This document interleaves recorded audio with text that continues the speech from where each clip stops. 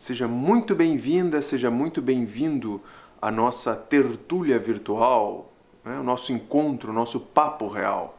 Então, alguns dias atrás eu lancei nas minhas mídias sociais, que você pode me seguir e eu agradeço se você o fizer.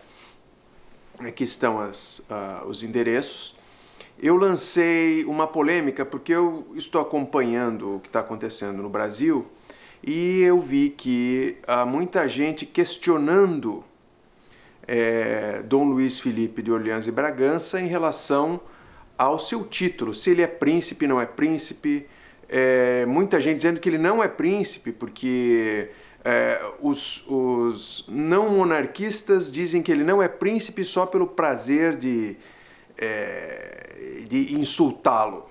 Os monarquistas, alguns dizem que ele não é príncipe porque, como o pai dele desistiu da linha sucessória por fazer um casamento morganático, ou seja, um casamento com uma pessoa que não pertencia a uma casa soberana, ele então teria perdido o seu título de príncipe, ou seja, ele já teria nascido sem o título de príncipe, uma vez que o pai dele haveria quebrado essa regra dos casamentos morganáticos da tradição da Casa de Orleans e Bragança. Muito bem. Antes de nós entrarmos nesse assunto, eu gostaria de lembrá-los sobre o nosso curso. O nosso curso online de Monarquia e Geopolítica. O nosso curso já está no ar, várias aulas já estão lá. Você pode fazer a sua inscrição. Eu sugiro que você assista o vídeo que está com o link na descrição e que você... esse barulho que você está ouvindo são os meus cachorros indo para lá e para cá. Enfim, eles querem participar do vídeo também. Enfim, você assiste esse vídeo que está na descrição, você vai entender quais são as duas modalidades de aluno que você pode ter. É um curso com certificação internacional anual. É um curso com um preço absolutamente simbólico e que você vai ter acesso a essas matérias que nós aqui no Papo Real simplesmente damos um aperitivo. Você vai poder se aprofundar mais, você vai ter referências bibliográficas, você vai ter um estudo mais profundo sobre esses temas de monarquia e vai poder ser um líder monarquista na sua comunidade. Então essa que é a nossa ideia, é formar quadros de monarquistas no Brasil que tenham propriedade naquilo que estão falando. Então, dá uma olhada nesse vídeo, assista esse vídeo, com certeza nós falamos sobre todas as disciplinas e sobre como você poderá ter acesso à Equestre Ordem de Miguel Arcanjo, uma ordem de cavalaria da nossa Casa Real, e nós estamos facilitando que os monarquistas do Brasil e de Portugal, ao fazerem o curso, possam também adentrar a essa nossa ordem e participar desse movimento mundial, caritativo e cultural que nós fazemos já há 12 anos. Enfim, vamos voltar então ao nosso assunto. Dom Luiz Felipe é príncipe ou não é príncipe? Afinal de contas, ele é príncipe ou não é príncipe? Então eu vou dizer, sim, ele é príncipe. Ele é príncipe. E ele é príncipe 2 vezes. Eu vou explicar por quê. Então vamos lá. As pessoas dizem que vamos entender o que é uma renúncia, uma abdicação. Uma renúncia, uma abdicação nada mais é do que um documento unilateral, uma manifestação unilateral, onde a pessoa ela renuncia a direitos que porventura venha a ter. Então, por exemplo, a partir do momento em que o nosso saudoso pai de Dom Luiz Felipe de Orleans e Bragança renunciou à sua sucessão ao trono para casar-se com a digníssima senhora mãe de Dom Felipe, ele renunciou a um dos seus 2 direitos. Qual é esse direito? Ele renunciou à sucessão ao trono. Ele não renunciou aos seus títulos. Então veja, o título principesco e a sucessão ao trono são duas coisas diferentes. E eu estou aqui com um livro do professor Dr. Mário de Merry, Estudos sobre Direito Nobiliário, onde ele fala o seguinte: há eclosões de crises políticas diante das quais o próprio monarca aceita voluntariamente e até deseja esta ruptura institucional, concordando expressamente com a nova ordem das coisas. Isso é a definição de subtula debellatio, nós falamos sobre isso em vídeos passados. Nesses casos, e apenas nesses, ele perde os direitos dinásticos, conservando apenas as qualidades principescas herdadas e transmissíveis aos seus descendentes, desprovidas, porém, dos atributos da pretensão. Então, o que isso quer dizer? Que a não ser que hajam regras específicas naquela casa real, porque nós sabemos que toda casa real tem as suas diferenças. Então, por exemplo, você pode ter casas reais que digam expressamente, veja bem, a partir do momento que o fulano sai da linha de sucessão, ele também perde os seus títulos. Há diferenças gigantescas. Por exemplo, na Inglaterra, você tem apenas o núcleo da família central com títulos principescos, né? E você tem, por exemplo, os descendentes de mulheres que não seja soberana, eles não recebem título algum. Eu já comentei sobre isso. O neto mais velho da rainha Elizabeth II, filho da princesa real Margaret, ele não tem um título, mesmo sendo o neto mais velho da rainha. Por quê? Porque ele é filho de uma mulher e uma mulher na Inglaterra não passa o seu título. Por outro lado, na Arábia Saudita, você tem milhares de príncipes.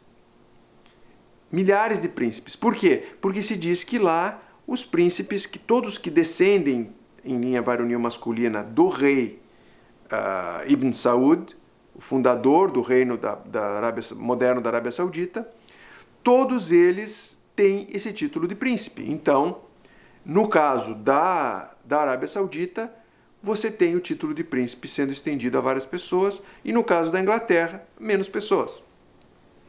Então, dito isso, se uma casa soberana, uma casa principesca, tem uma tradição de dizer assim, a partir do momento que você renunciou à sua pretensão, à sua sucessão ao trono, você perde também o seu título.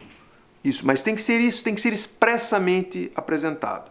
Caso isso não seja expressamente apresentado, cai na jurisprudência internacional, ou seja, no costume internacional. E de acordo com o costume internacional, o soberano, mesmo o soberano em si, o soberano que tem se ele renuncia aos seus direitos, à pretensão ao trono, ele ainda assim conserva as suas qualidades principescas e as transmite. Ele apenas não mais pretende ao trono. Muito bem, então essa é a jurisprudência internacional. Agora nós vamos falar, mais uma vez fazendo propaganda do livro aqui. Eu realmente indico esse livro, é um livro fininho, muito bom, ele fala em linhas gerais aqui o que você deve saber sobre a base do direito nobiliário e do direito dinástico. Muito bem. Vamos agora ao caso específico da família Orleans de Bragança. O príncipe Dom Pedro de Alcântara, que era o filho mais velho da princesa Isabel, ele renunciou à sua pretensão ao trono, que é o que causou essa discussão, que a meu ver não tem o menor cabimento, mas é a minha opinião, né? Ele renunciou por si e pelos seus sucessores. Muito bem, qual é a diferença? A diferença é, claro, a razão pela qual ele renunciou. Eu vou dar um exemplo. Vamos supor que Dom Pedro Alcântara tivesse casado com uma princesa e tivesse tido um filho. E essa princesa teria vindo a falecer e ele resolvesse fazer um casamento morganático. Ou seja, casasse com uma pessoa que não pertence a uma casa principesca. Ele teria perdido os seus direitos sucessórios, de acordo com as leis da Casa de Orleans e Bragança, mas ele teria um filho, ele não poderia renunciar, aliás, ele poderia renunciar por si, por seus descendentes, porém, o seu filho que nasceu dentro do casamento que era um casamento dinástico, ele poderia reclamar. Então, por exemplo, como Dom Pedro Gastão reclamou, ele poderia reclamar se ele tivesse dentro do contexto. Então, Dom Pedro Alcântara teria perdido os seus direitos dinásticos a partir do momento que contraiu esse casamento não dinástico. Ele renunciaria, ele perderia os seus direitos, ele poderia vir a renunciar, e essa renúncia afetaria os filhos que não teriam nascido no momento dessa renúncia. Agora, se ele não tem nenhum filho, os filhos já nascem sem o direito, porque no momento em que eles nascem, a renúncia já foi feita, o casamento já foi realizado. Quando aconteceu essa renúncia de Dom Pedro Alcântara, e ele teve seu casamento em 1908, a Casa de Orleans, como vocês sabem, Orléans, é da França, é um dos reclamantes do trono da França. Eles fizeram em 1909, no ano seguinte ao casamento de Dom Pedro Alcântara, eles fizeram o chamado a Declaração de Bruxelas, com a presença do Duque de Orléans e do Conde d'Eu, que era o pai, marido da princesa Isabel e o pai de Dom Pedro Alcântara, porque o Conde d'Eu ele desistiu dos seus direitos ao trono da França quando casou-se com a princesa Isabel. E no momento em que houve a deposição, o golpe da República, etc., eles resolveram fazer uma reunião de família para decidir como ficariam os príncipes que não participariam da linha sucessória brasileira.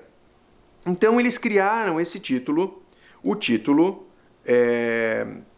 de príncipe titular, de príncipe de Orleans e Bragança, que seria um título separado da Casa Imperial Brasileira e separado da Casa Real Francesa, mas com o reconhecimento de ambas. Então, nessa declaração de Bruxelas, aqui eu vou ler alguns trechos, né? O nosso caríssimo tio, o Conde d'Eu, reconhecido na nota que ambos fez entregar que seus 3 filhos, vindos do seu casamento celebrado em 1864 com a princesa imperial Isabel, então herdeira imediata do trono do Brasil, são membros da Casa Imperial do Brasil e que eles e seus descendentes constituem uma casa distinta da Casa de Orléans, que compõe a Casa de França. Nos pede reconhecer na França a esses príncipes e a sua descendência masculina principesca e legítima as honras dos príncipes da Casa de França. Então isso é muito importante. O que acontece aqui? Se diz que, mesmo independentemente da sucessão brasileira, esses príncipes de Orleans e Bragança, eles têm as honras aqui. Todas as honras dos príncipes da Casa de França. Então, o que isso quer dizer? Isso quer dizer que Dom Felipe é príncipe também. Ele não perde a qualidade principesca na Casa Imperial do Brasil, ele perde apenas a pretensão, ou seja, ele não poderia, em tese, se tornar imperador, mas ele continua sendo príncipe da Casa Imperial do Brasil, a não ser que Dom Luís ou qualquer dos chefes que venham a presidir mude as leis ou venha dizer que ele não é príncipe. Mas ele é príncipe. Ele é príncipe porque ninguém da Casa Imperial disse nada em contrário, e ele é príncipe de Orleans e Bragança, reconhecido pela Casa Real da França. Então, aqui, nos foi representado de outra parte para motivar tal pedido que poderia ocorrer sucessão feminina admitida no Brasil, o que não é admitida na França, que é a lei sálica, fizesse sair a coroa do Brasil da descendência masculina do Conde d'Eu e afetasse muito a dita descendência do acesso à coroa brasileira, para que a qualidade dos príncipes brasileiros não lhe fosse mais reconhecida e que perdessem assim toda a qualidade principesca. Querendo prevenir uma tal possibilidade para príncipes varonilmente tão recentemente originários de nossa casa, querendo também assegurar, na medida em que podemos, tanto a qualidade principesca como as honras de príncipes da Casa de França. Mais uma vez, querendo igualmente, isso nos agrada lhes dar, assim como o nosso caríssimo tio, o Conde de, um penhor de nosso afeto de bom e próximo parente e um testemunho de nossa confiança na lealdade dos compromissos que eles assumem solenemente aqui e aos quais está ligados o que lhes concedemos. Então veja, o chefe da Casa de França, ele tem o direito de criar o título que ele quiser, que ele bem entender. E a partir do momento que ele reconhece esses títulos, ele diz isso, ele diz: vocês são príncipes de uma casa que... Aí nós vamos falar da sucessão ao trono da França depois. Então aqui, reconhecemos ao Conde de e aos seus 3 filhos e sua descendência masculina, principesca e legítima, além dos títulos de altezas imperiais ou de altezas que lhes pertencem de direito, o título de altezas reais. Concedemos aos 3 filhos do Conde de e sua descendência masculina, principesca e legítima, os títulos de príncipes e princesas de Orleans e Bragança.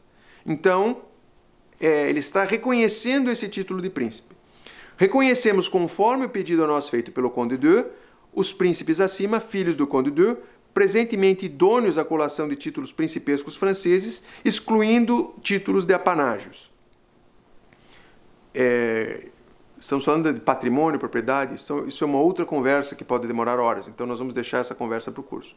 Essa colação dependendo, no entanto, unicamente de nossa vontade e da de nossos sucessores. Então ele diz o seguinte, que caso queira se acrescentar os apanágios, o patrimônio aos títulos, é possível caso os futuros chefes da Casa de Orleans venham a querer. Terceiro, mantemos e confirmamos em nossa nota de 15 de julho, no aspecto que ela constata a ordem de acesso à coroa e regulamentar a ordem de procedência, observar em todas as cerimônias, tendo um caráter oficial, político ou nacional francês. Ou seja, eles têm o reconhecimento e devem ser honrados como príncipes, com todas as honras e títulos da Casa de França.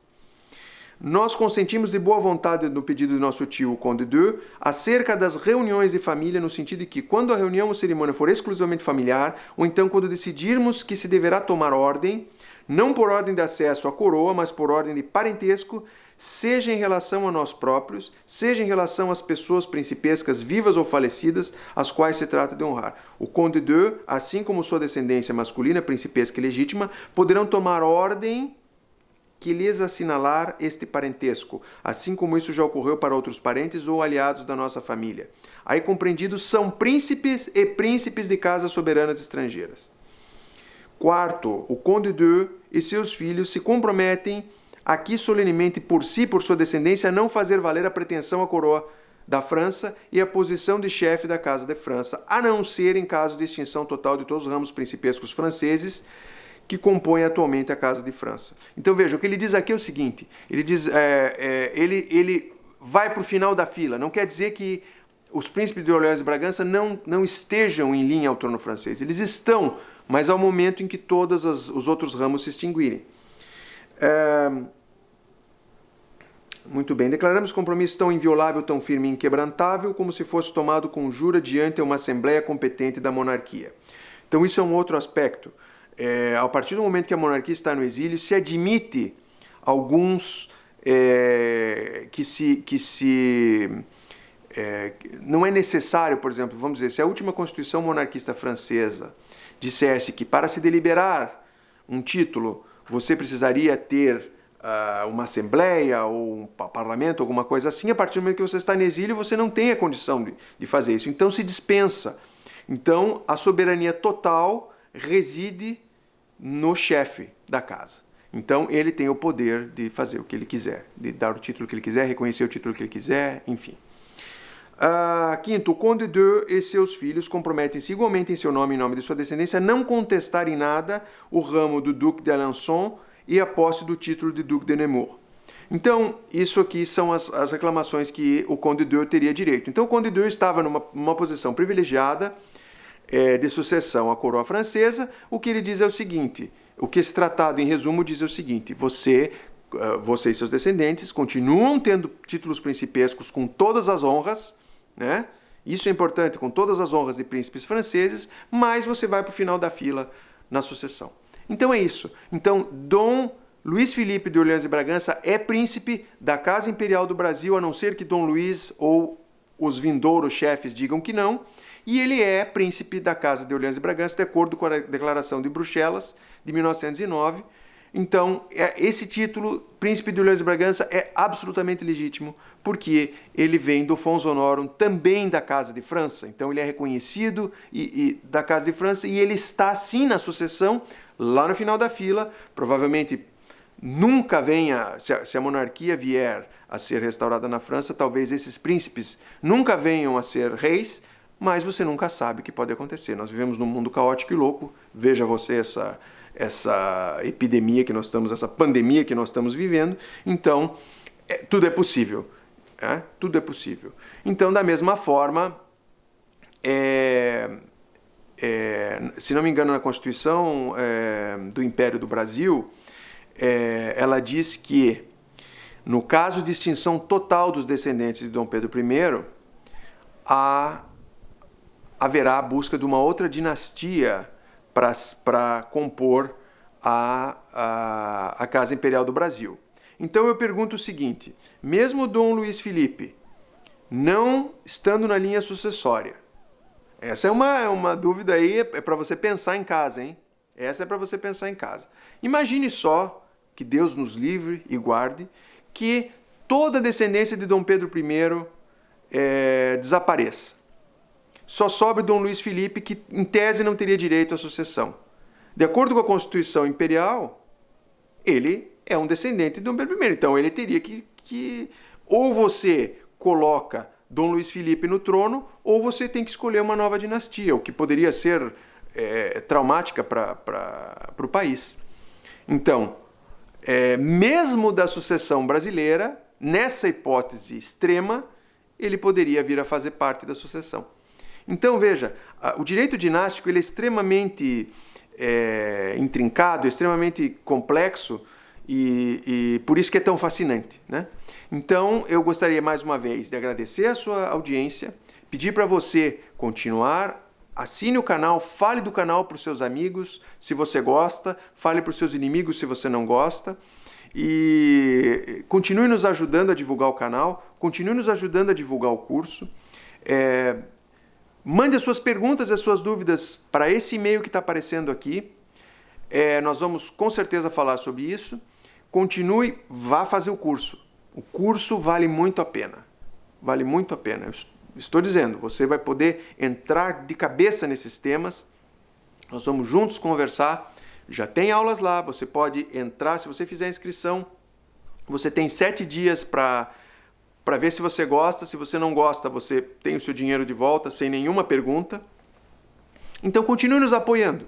Continue nos apoiando se você gosta desses assuntos, se você é um monarquista ou simplesmente um curioso. Continue nos apoiando para que nós possamos continuar fazendo esse conteúdo para você.